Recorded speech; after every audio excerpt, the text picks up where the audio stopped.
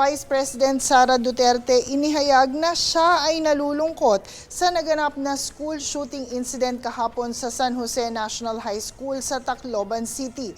Ito anya ay pagpapakita ng kakulangan ng gobyerno na makita ang kahalagahan ng intelligence gatherings at identifying threat. Ayon kay VP Duterte, hindi tama na ang reaksyon ay nagaganap lamang kung mayroon ng namatay o nasaktan. Dapat aniya na agarang kumilos na ang gobyerno para siguruhin ang kaligtasan at proteksyon ng mga mag-aaral. Samantala, sinagot naman ito ni PCO spokesperson Yusek Claire Castro at sinabi na may mga pagkakataon na hindi maiiwasan ang ganitong pangyayari, lalo na ang involved ay ang mga estudyante na minor de edad at hindi terorista.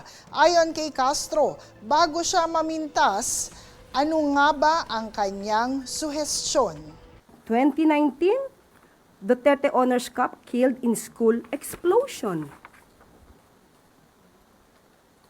Hindi po ba dapat kung napakagaling niya magbigay ng suggestion, dapat ay tinuruan niya ang kanyang ama para ito ay na-prevent.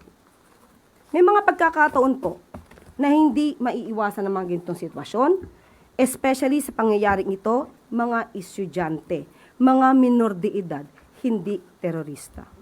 At sa susunod sana, bago magbigay ng pamimintas at paninira ang Vice Presidente, itanong niyo sa kanya ano ang kanyang suhestyon.